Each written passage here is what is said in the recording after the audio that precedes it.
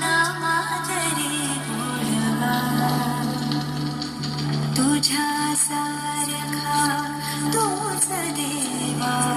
तुला कुणाचा नाही हेवा तुझ्या